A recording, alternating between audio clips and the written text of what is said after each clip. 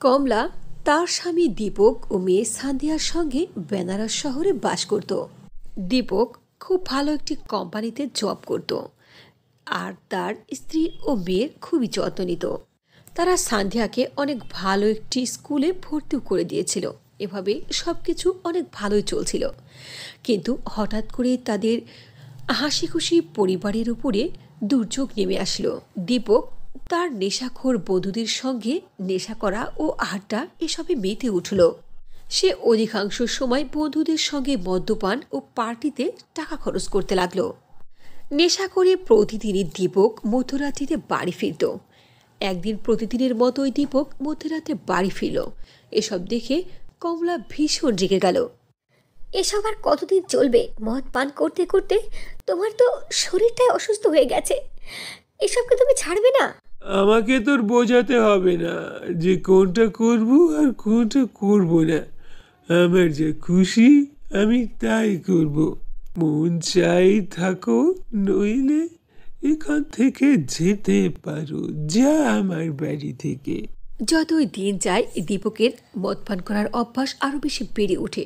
সব সময় মদ পান করার কারণে সে ঠিকমতো কাজেও যেতে পারে না। নেশার এইরকম অবস্থা দেখে কোম্পানির মালিক একদিন দীপকের কাছ থেকে বের করে দিল। নেশা করার আগ্রহ এতই বেশি বেড়ে গেল যে দীপক আস্তে আস্তে তার সব জিনিস বিক্রি করে দিতে লাগলো।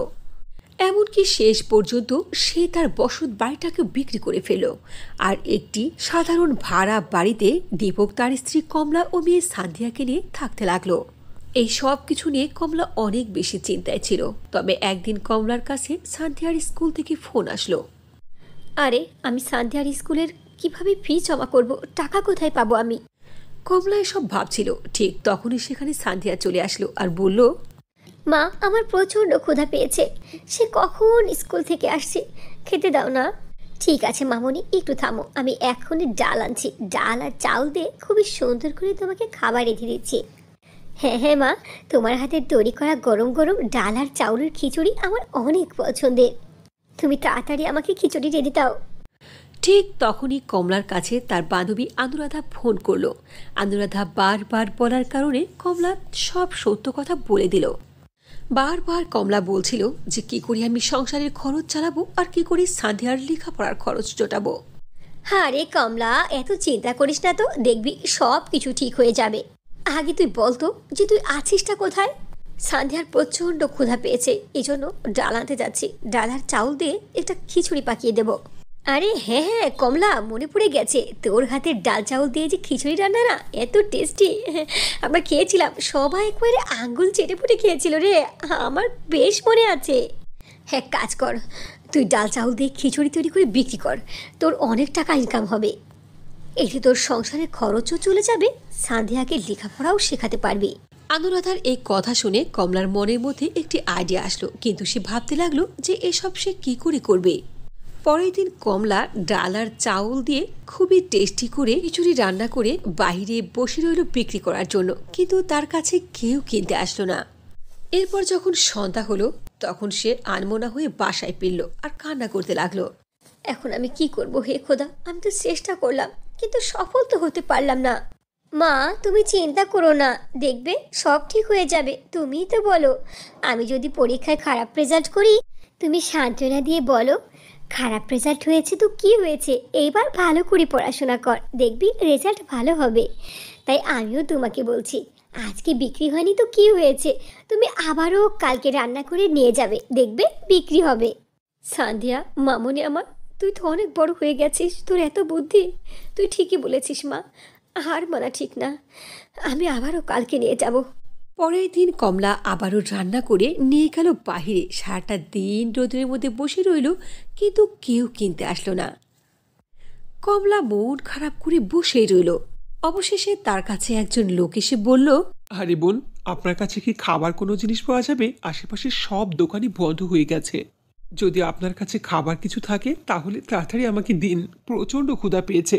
হ্যাঁ হ্যাঁ ভাইয়া, আমার কাছে যে ডাউল আর চাউল দিয়ে খুবই সুন্দর করে মজাদার একটি রেসিপি রান্না করেছি, যদি আপনি চান তাহলে এক্ষুনি প্লেট সাজিয়ে দেব।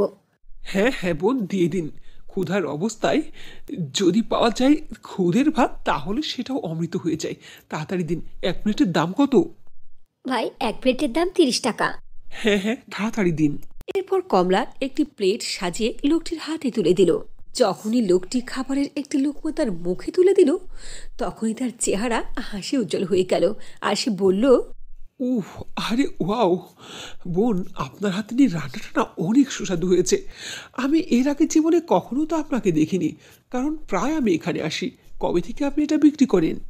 হ্যাঁ ভাই, আপনি একদম ঠিক বলেছেন, মাত্র 2 দিন হলো আমি এটা বিক্রি করতে লেগেছি। সে সারাটা দিনের মধ্যে শুধু একটি গ্রাহক এলো আর এক প্লেটই তার খাবার বিক্রি হলো। সে এক প্লেট খাবার বিক্রি করেই যে কয় টাকা পেল, তাতেই কমলার সাহস অনেক বেড়ে গেল। এরপর পরের দিন আবারও কমলা তার রান্না করা খাবারের পাত্র নিয়ে বসে পড়ল। পরের দিন সকাল সকাল আবারও সে আগের দিনের কাস্টমারই চলে আসলো, আর সে সাথে করে নিয়ে এসেছিল তার বন্ধুকে। আরে বোন, আপনি চিনছেন? ওই যে কালকে এসেছিলাম। আপনার না ডাল চাউলের সেই রান্নাটা অনেক পছন্দ ছিল, এই জন্য আজ সকাল সকাল আমি আমার বন্ধুকেও নিয়ে এসেছি। 2 প্লেট দিয়ে দিন। ঠিক আছে ভাইয়া, আমি এক্ষুনি রেডি করে দিচ্ছি। এভাবেই ধীরে ধীরে কমলার কাছে কাস্টমার আসতে লাগলো, আর তার কামাইও হতে লাগলো। অল্প কয়দিনের মধ্যে কমলার কাছে সান্ধিয়ার স্কুলের ফি জমা দেওয়ার মতো টাকা হয়ে গেল। ওই রাত্রেই কমলা তার স্বামী দীপকের চোখকে ফাঁকি দিয়ে সান্ধিয়ার স্কুলের ফি ভরার জন্য টাকা লুকিয়ে রাখতে গেল। ঠিক তখনই দীপক দেখে ফেলল। এই কমলা, সিন্ধুকের মধ্যে কি লুকাচ্ছিস? দেখা, তাড়াতাড়ি দেখা আমাকে। দেখো, সান্ধ্যার স্কুলের ফি জমা দিতে হবে, এই জন্য আমি কিছু টাকা জমিয়েছি। খবরদার, প্লিজ এই টাকাতে তুমি হাত দিও না। আমার বন্ধু আমার জন্য বাহিরে অপেক্ষা করছে, তাড়াতাড়ি এই টাকা তুই আমাকে দিয়ে দে। এ কথা বলে দীপক টাকাগুলো নিয়ে চলে গেল। কমলা কান্না করতে শুরু করলো আর ভাবল, এভাবেই যদি এখানেই থাকি তাহলে দীপক সব টাকা নিয়ে গিয়ে বন্ধুদের সঙ্গে মদ খেয়ে ফুরিয়ে দেবে। আমি আমার মেয়েকে লেখাপড়া শেখাতে পারবো না। এরপর থেকে কমলা অনেক গোপনে টাকা জমাতে লাগলো সান্ধিয়ার জন্য। এভাবেই আস্তে আস্তে কমলার ব্যবসা উন্নতি হতে লাগলো। এভাবেই দিন পার হতে লাগলো। সান্ধিয়া বড় হয়ে গেল। টাকা পয়সার কমতির কারণে সান্ধিয়া খুব বেশি দূর লেখাপড়া করতে পারল না। সান্ধিয়া লেখাপড়া বাদ দিয়ে তার মায়ের সঙ্গে হেল্প করতে লাগলো। এভাবে করতে করতে কোনো মতে তো কমলার জীবনটা পার হয়ে গেল। কিন্তু কমলার জীবনের উপরে অনেক বড় একটি দায়িত্ব আছে, তা হলো তার মেয়ের বিয়ে। একদিন অনুরাধা কমলার সঙ্গে দেখা করতে আসলো। তখন অনুরাধা কমলার অবস্থা দেখে বলল, আরে কমলা, তোর হাল কি হয়েছে রে? এই অবস্থা কেন? আমার কথা আর জিজ্ঞেস করিস না অনুরাধা, আমি ভালোই আছি। এই দেখ, আমার মেয়েকে দেখ। সান্ধিয়া, এটা তোমার খালামণি হয়। আসসালামু আলাইকুম অনুরাধা আন্টি, মা সব সময় আপনার কথা বলে। ওয়ালাইকুম আসসালাম। আরে কমলা শোন, আমি তো তোর মেয়ে সান্ধিয়ার বিয়ের প্রস্তাব নিয়ে এসেছি। পাত্রপক্ষরা অনেক ধনী, তোর মেয়ের যদি ওখানে বিয়ে হয় তাহলে তোর কোনো চিন্তা থাকবে না। অনুরাধা, আমার জীবনের শেষ আশা হলো আমি আমার মেয়ের সুখ দেখে যেতে চাই। তুই কোনো চিন্তা করবে না, আমি সব কিছু ঠিকঠাক করব। এরপর অনুরাধা সান্ধিয়ার বিয়ের জন্য অনেক চেষ্টা করলো ও তার বিয়ে দেওয়ার জন্য সব দায়িত্ব নিজের হাতে তুলে নিল। এরপর অনুরাধা পাত্রপক্ষের সঙ্গে কথা বলে সান্ধিয়ার বিয়ের দিন নির্ধারণ করে ফেলল। বিয়ের খরচাদি জমানোর জন্য কমলা দিন রাত মেহনত করে পরিশ্রম করতে লাগলো। একদিন কাজ থেকে কমলা বাসায় ফিরছিল। হঠাৎ করে তার মাথার মধ্যে চক্কর এসে গেল আর সে মাথা করে রাস্তায় পড়ে গেল। মায়ের এই অবস্থা দেখে সান্ধিয়া চিৎকার করে উঠল। সে কাঁদতে কাঁদতে তার মাকে ওঠাতে লাগলো আর বলল, মা, ও মা, কি হলো তোমার? মা, তুমি চোখ খোলো, আরে কেউ হেল্প করো। সান্ধিয়ার কান্নার আওয়াজ শুনে আশেপাশের মানুষ চলে আসলো আর কমলাকে নিয়ে চলে গেল হাসপাতালে। ডক্টর সান্ধিয়ার মায়ের চেক আপ করার পরে নিরাশ হয়ে বলল, সরি সান্ধিয়া, তোমার মা আর এই পৃথিবীতে নেই। একথা শুনে সান্ধিয়া খুবই কান্না করতে লাগলো। এরপর দীপক যখন জানতে পেল, তখন দীপকও কমলার কাছে আসলো আর কমলার লাশের সামনে বসে খুবই কান্না করতে লাগলো। তখন সান্ধিয়া তার বাবা দীপককে বলল, বাবা, খবরদার খবরদার, তুমি আমার মায়ের গায়ে হাত লাগাবে না। শুধু তোমার কারণেই, তোমার দেওয়া জ্বালা যন্ত্রণা সহ্য করতে না পেরে মাই পৃথিবী ছেড়ে চলে গেছে। বেটা, তুমি আমাকে ক্ষমা করে দাও, আমি অনেক বড় ভুল করেছি। কমলা, তুমি আমাকে মাফ করে দাও, আমি বুঝতে পারিনি। আমি ভুল করেছি, তোমার উপর অন্যায় করেছি, জুলুম করেছি। এভাবেই কান্না করতে করতে কোনো মতে দীপক নিজেকে সামলে নিল। তারপরে কমলার মৃতদেহকে কবরস্থ করলো। এরপর সান্ধিয়াকে নিয়ে ভাড়া ঘরের মধ্যেই থাকতে আরম্ভ করলো। দীপক এরপর থেকে সান্ধিয়ার বিয়ে নিয়ে অনেক চিন্তায় পড়ে গেল। দীপক কাজ করতে চাইল, কিন্তু তার বাজে অভ্যাসের কারণে কেউ তাকে কাজ দিল না। এরপর একদিন অনুরাধা কমলার সঙ্গে দেখা করতে আসলো। যখন অনুরাধা জানতে পেল কমলার এই পৃথিবীতে নেই, তখন সে অনেক কষ্ট পেল। দেখুন, এখন আপনার মেয়ের দায়িত্ব আপনার ওপরে। মেয়েদেরকে যত তাড়াতাড়ি সম্ভব বিয়ে দেওয়া উচিত। মেয়ে বড় হয়েছে, এখন আপনি যা করার করেন। এ কথা বলে অনুরাধা সেখান থেকে চলে গেল। অনুরাধা চলে যাওয়ার পরে দীপক খুবই চিন্তায় পড়ে গেল, কারণ বিয়ে দেওয়ার মতো তার কাছে কোনো টাকা ছিল না। সে কষ্ট পেয়ে কান্না করতে লাগলো, আর তার স্ত্রী কমলাকে স্মরণ করে খুবই দুঃখ করতে লাগলো। তখন একজন লোক দীপকের বাসায় এসে আওয়াজ দিল। দীপক দরজা খুলে বাইরে গেল। তখন ওই লোকটি দীপককে বলল, ভাই, আমার নাম আমর। হ্যাঁ, কমলার সম্পর্কে শুনে আমার অনেক খারাপ লেগেছে। ভাই বলুন, কি হয়েছে? কমলার সঙ্গে কি আপনার কোনো জরুরি কথা ছিল? হ্যাঁ হ্যাঁ, আপনার স্ত্রী কমলা আমার কাছে তার মেয়ের বিয়ের জন্য টাকা জমিয়েছে, সেটাই আমি দিতে এসেছি। এই নিন কমলার জমাকৃত টাকা, মোট 5 লক্ষ হয়েছে। দীপক টাকাগুলো হাতে নিয়ে কমলাকে স্মরণ করে কান্না করতে লাগলো। কমলা, এই পৃথিবী থেকে চলে যাওয়ার পরেও তুমি তোমার দায়িত্ব পালন করছো। You are great. এরপর দীপক অনেক ধুমধাম করে সাঁধিয়ার বিয়ে দিয়ে দিল, আর বিয়েতে সে তার মেয়েকে অনেক দোয়া করলো। তার পরোয়া না করে জানদেবী নামে একজন মহিলা তার 10 বছরের মেয়ে চান্দাকে সঙ্গে করে খোলা ময়দানে ভুট্টা বিক্রি করছে। গরম গরম ভুট্টা খান বোনেরা, আসুন। হ্যাঁ, এত মজাদার গরম গরম ভুট্টা আপনারা কোথাও পাবেন না। আঙ্কেলজি, একবার এসে খেয়ে দেখুন। এভাবে দুই মা বেটি কনকনে ঠান্ডার মধ্যে কাঁপছিল আর ভুট্টা বিক্রি করছিল। ঠান্ডা থেকে বাঁচার জন্য কোনো গরম কাপড়ও তাদের ছিল না। মা, আর কতক্ষণ বসে থাকবো? আর বসে থাকতে পারছি না, খুব শীত করছে, চলো ঘরে চলো। বেটা, আর একটু ধৈর্য ধরো। এই তো সন্ধ্যা থেকে মাত্র 2-3টা ভুট্টা বিক্রি হয়েছে, কি করে সংসারের খরচ চলবে? একথা বলতে না বলতেই তাদের দোকানের সামনে অনেক বড় গাড়িতে চড়ে একটি মেয়ে আসলো। সেই মেয়েটির নাম ছিল চিমরান। চিমরান ছিল খুবই দুষ্ট একটি মেয়ে। এই শোন, আমাকে গরম গরম ভুট্টা দে। এক্ষুনি দিচ্ছি মেম সাহেব। জান অত্যন্ত খুশি হয়ে গরম গরম ভুট্টা চিমরানকে দিল। চিমরান ভুট্টার টাকা না দিয়ে গাড়িতে চড়ে বসলো। আরে মেম সাহেব, ভুট্টার টাকা তো দেবেন। আরে এই মহিলা, আমার কাছ থেকে টাকা ছাড়ার সাহস হলো তোর কি করে? তুই জানিস আমি কে? মেম সাহেব, জানি আপনি অনেক ধনী, কিন্তু আমরা অনেক গরিব। 2টা টাকা ইনকাম করার জন্যই এভাবে ঠান্ডার পরোয়া না করে বসে কাজ করছি, আর এটাই হলো আমাদের রুটি রোজগারের ব্যবস্থার উপায়। তোর স্পর্ধা কত বড়, আমার সঙ্গে এভাবে কথা বলিস? ভিখারি কোথাকার। আমি তো শুধু আপনার কাছ থেকে ভুট্টার টাকা চাইছি, দিয়ে দিন, নইলে আমাদের যে না খেয়ে থাকতে হবে। তোদের মতো ভিখারির বাচ্চারা মরে যায়, সেটাই অনেক ভালো। আপু, এমনটা কেন করছো? মাত্র তো 10 টাকা, দিয়ে দাও না আপু। খবরদার ফকিরের বাচ্চা, আমাকে ওই মুখে আপা রাখবি না। যে বেসাদ ভুট্টা খাওয়াচ্ছে আবার টাকা চাচ্ছে, তোর এই ভুট্টা কেউ কিনবে না। এ কথা বলে চিমরান জানদেবীর সমস্ত ভুট্টা একটি নালার মধ্যে ফেলে দিল আর গাড়ি চালিয়ে সেখান থেকে চলে গেল। হে খোদা, পেট চালানোর জন্য একটিমাত্র উপায় ছিল, তাও এই ধনির বাচ্চা সবকিছু নিঃশেষ করে দিল। মা, আল্লাহ তাআলা কেন আমাদের দুঃখ দেখেন না? আমরা কি সারা জীবন এভাবে কষ্টই করব? বেটা, দেখবে একদিন সবকিছু ঠিক হয়ে যাবে। চলো, ঠান্ডা অনেক বেশি পড়ছে, এখানে খামাখা থেকে কি হবে, ঘরে যাই। এ কথা বলে চান ও চান্দা দুজনে বাসায় চলে গেল। তাদের বাড়িটাও ছিল ভাঙা, চারিদিক থেকে শীতের ঠান্ডা বাতাস ঘরের মধ্যে প্রবেশ করছিল। খাবারের নামে তাদের কাছে ছিল শুধু ভুট্টা। দুই মা বেটি অর্ধেক অর্ধেক ভুট্টা খেয়ে ঘুমিয়ে পড়ল। অর্ধেক রাতে প্রচন্ড ঠান্ডার কারণে চাঁদার ঘুম ভেঙে গেল। সে কাঁপতে আরম্ভ করলো। মা, খুবই ঠান্ডা লেগেছে, গায়ে দেওয়ার জন্য কিছু দাও না মা। বেটি, তুই আমার কোলের মধ্যে এসে ঘুমিয়ে যা, কম্বল তো নেই, কি দেবো গায়ে দেওয়ার জন্য?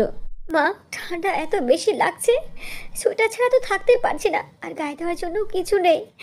আমরা কতদিনই কষ্ট করব, আর মায়েশকে শুধু ধনীদের জন্যই মা, কেন আমাদেরকে কেউ সাহায্য করে না? না বেটা, ভালো মানুষও পৃথিবীতে আছে, অনেক ধনীরা আছে যারা গরিবদেরকে সাহায্য করে, কিন্তু মা, কোনো ধনী মানুষই তো আমাদের সাহায্য করে না। বেটা, দেখবে একদিন না একদিন উপরওয়ালা আমাদের সাহায্য করার জন্য কাউকে না কাউকে পাঠাবে। এখন তুমি ঘুমিয়ে যাও। সকালে জানদেবী শীতে কাঁপতে কাঁপতে তার মেয়ে চান্দাকে বলল, চান্দা, আমি বাইরে যাচ্ছি কাজ খুঁজতে, তুমি ঘরেই থাকো, বাইরে অনেক ঠান্ডা। এ কথা বলে জানদেবী বাইরে চলে গেল কাজের সন্ধানে। সে সারাদিন এদিকে ওদিকে কাজ খোঁজার পরে না পেয়ে অবশেষে সে একটি অনেক বড় বাড়ির কাছে গেল। এই বাড়িটা তো দেখতে অনেক বড়, মনে হয় এই বাড়িতে গেলে আমি কোনো কাজ পেয়ে যাব। এ কথা বলে জানদেবী ঘরের দরজা জোরে জোরে নক করতে লাগলো। কিছুক্ষণ পরে ঘরের দরজা খুলে একটি মেয়ে বেরিয়ে আসলো, যাকে দেখে জানদেবী খুবই চমকে গেল। সেই মেয়েটি আর কেউ ছিল না, সে ছিল অহংকারী চিমরান, যে চিমরান গতরাত্রে তাদের সবগুলো ভুট্টা কাদার মধ্যে ছুঁড়ে ফেলে দিয়েছিল। চিমরান জানদেবীকে দেখেই চিনে ফেলল। আরে তুই তো সেই মহিলা যাকে আমি দেখেছিলাম কালকে ফুটপাতে, তাই না? আরে তোর কি লজ্জা শরম কিছু নাই? ওই টাকা চাওয়ার জন্য তুই আমার বাড়ি পর্যন্ত চলে এসেছিস? আরে মেম সাহেব, না না, আমি তো কাজের সন্ধানে বের হয়েছি, আমি জানি না যে এই বাড়িটা আপনার। ও, এখানে তুই কাজ খুঁজতে এসেছিস? হ্যাঁ মেম সাহেব, যদি কোনো কাজ থাকে তাহলে আমাকে দিন। জানদেবীর কথা শুনে চিমরান মনে মনে হেসে বলল, এটাই হলো সুবর্ণ সুযোগ, এই সুযোগ হাতছাড়া করানো যাবে না। আমি ওকে এমন শিক্ষা দেব যে ও যিনি শহর ছেড়ে চলে যেতে বাধ্য হয়। আমার কাছ থেকে ভোটটার টাকা চেয়েছিল, এত বড় স্পর্ধা। শোনো, আমাদের বাড়ির চাকরানি কিছুদিনের জন্য বাসায় বেড়াতে গেছে, এই জন্য কয়েকদিনের জন্য এই বাসায় কাজ করতে পারো তুমি। ঠিক আছে মেম সাহেব, বলুন কি করতে হবে। ঘরের ওই কোনায় ঝাড়ু রাখা আছে, ওটা হাতে নিয়ে পরিষ্কার করতে শুরু কর। এরপর জানদেবী ঝাড়ু নিয়ে পরিষ্কার করতে শুরু করলো। ঘরের সব জায়গা যেন তন্ন করে পরিষ্কার হয়, বুঝেছো? ঠিক আছে মেম সাহেব। এভাবে জানদেবী শীতে থরথর করে কাঁপছিল আর গোটা বাড়ি পরিষ্কার করছিল। সব কাজ শেষ করে জানদেবী চিমরানকে বলল, মেম সাহেব, আমি সব কাজ করে ফেলেছি, আমার বাসায় খাওয়ার মতো কিচ্ছু নেই, যদি কিছু টাকা দিতেন। ও, তুমি টাকা চাচ্ছ? এক্ষুনি দিচ্ছি, 5 মিনিট অপেক্ষা করো। এ কথা বলে চিমরান সেখান থেকে উঠে ঘরে গেল। ঘরের কোনায় থেকে বরফ ভর্তি একটি বালতি নিয়ে আসলো আর জানদেবীর গায়ে ঠেলে দিল। আরে আরে মেম সাহেব, এটা আপনি কি করলেন? গরিবদের উপর এভাবে অত্যাচার করতে আপনার লজ্জা করে না? আল্লাহ সহ্য করবে না। টাকা ছাড় মজা এবার পেয়েছিস, তাই না?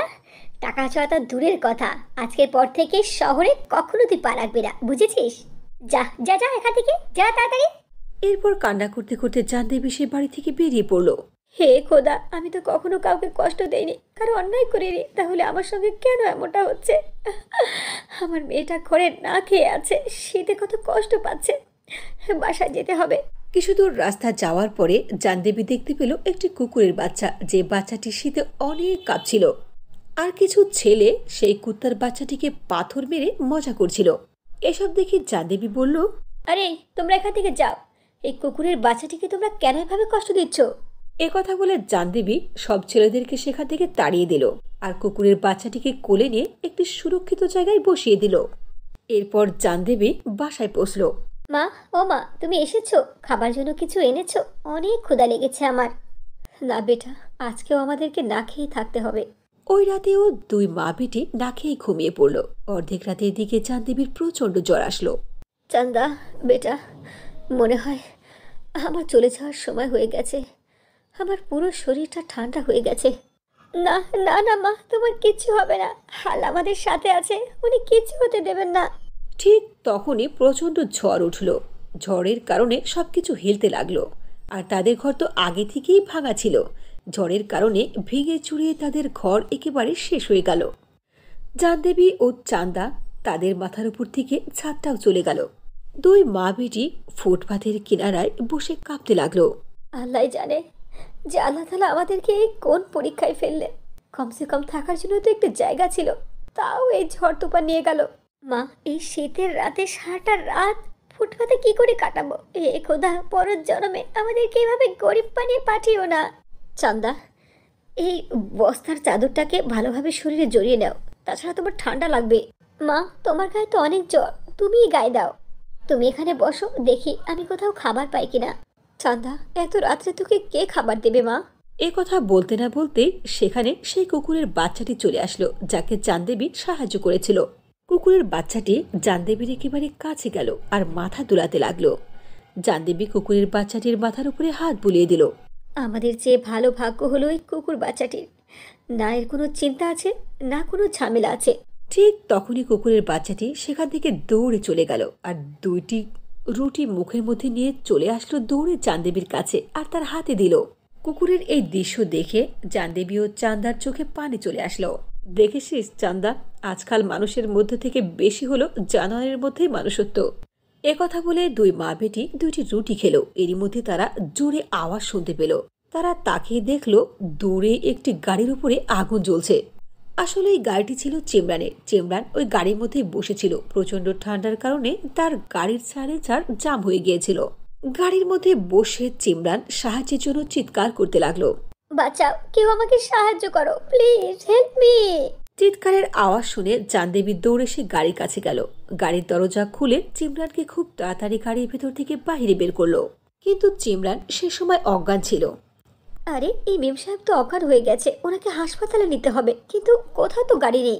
এরপর তার চোখ পড়ল একটি ঠেলা গাড়ির দিকে। জানদেবী তার মেয়ে চান্দার সাহায্যে চিমরানকে ঠেলা গাড়িতে উঠালো আর দ্রুত হাসপাতালে নিয়ে গেল। চিমরান ছিল বিশিষ্ট ব্যবসায়ী ইমরান খানের মেয়ে। তাকে দেখে সবাই চিনে ফেললো আর উন্নত চিকিৎসা করলো। কিছুক্ষণের মধ্যেই চিমরানের জ্ঞান ফিরল। ততক্ষণ জানদেবী ও চান্দা হাসপাতালের পাশেই বসা ছিল। যখনই তারা জানতে পারল যে চিমরান বিপদমুক্ত হয়েছে, তখনই জানদেবী ও চান্দা সেখান থেকে চলে যেতে লাগলো। তখন চিমরান তাদেরকে বাধা দিয়ে বলল, তোমরা কোথায় যাচ্ছ? থামো, আমাকে ক্ষমা করে দাও। আসলে আমি অনেক অন্যায় করেছি তোমাদের সঙ্গে, এরপরেও তোমরা আমাকে সাহায্য করেছো। আমি যে বেঁচে আছি শুধু তোমাদের অনুগ্রহে। তখন সেখানেই উপস্থিত ছিল চিমরানের বাবা ইমরান। সে বলল, যদি সময় মতো আপনারা আমার মেয়েকে হাসপাতালে নিয়ে না আসতেন তাহলে আমি আমার মেয়েকে হারিয়ে ফেলতাম। আপনাদের অসংখ্য ধন্যবাদ। এর মধ্যে ধন্যবাদের কি আছে স্যার? মানুষই তো মানুষকে সাহায্য করবে, তাই না? আমরা তো শুধু দায়িত্ব পালন করেছি। এ কথা বলতে না বলতে জানদেবী সেখানে বেহুশ হয়ে পড়ে গেল। এরপর চান্দা কান্না করতে শুরু করলো আর বলল যে তার মা গত রাত থেকে অনেক জ্বরে ভুগছে। এরপর চিমরানের বাবা জানদেবীকে হাসপাতালে ভর্তি করলো আর সিনিয়র ডাক্তারকে ভালো চিকিৎসা দেওয়ার জন্য বলল, তাড়াতাড়ি ওনাকে উন্নত চিকিৎসা দাও, যত টাকা লাগে আমি দেব। উন্নত চিকিৎসা করার কারণে অল্প সময়ের মধ্যেই চাঁদার মা সুস্থ হয়ে গেল। এরপর চাঁদেবী ও চান্দা দুইজনে সেখান থেকে চলে যেতে লাগলো। তখন চিমরান বলল, আরে চান্দা, তোমরা কোথায় যাচ্ছ? আমার গাড়িতে বসো, চলো আমি তোমাদেরকে বাসায় পৌঁছে দিয়ে আসি। না না মেম সাহেব, আমাদের ঘর বাড়ি নেই। আমাদের ঘর আমরা হারিয়ে ফেলেছি, এখন আমরা ফুটপাতে থাকি। ও শিট, চলুন আমি আপনাদেরকে নতুন বাসায় নিয়ে যাই। নতুন ঘর? এরপর চিমরান তাদেরকে সঙ্গে নিয়ে তার বড় বাংলোতে গেল। এই নিন, আজ থেকে এটাই আপনাদের নতুন বাড়ি। কিন্তু মেম সাহেব, এটা তো আপনার বাড়ি। হ্যাঁ, আমার বাড়ি, কিন্তু আজ থেকে আপনারা দুইজন এখানে থাকবেন এই বাড়ির সদস্য হয়ে। একথা শুনে জানদেবীর চোখে পানি চলে আসলো। জানদেবী অত্যন্ত খুশি হলো। ওই দিনের পর থেকে জানদেবী ও চাঁদার জীবনের সকল দুঃখ দূর হয়ে গেল। তারা মনের আনন্দে চিমরানের বাড়িতেই তাদের সদস্য হয়ে থাকতে লাগলো।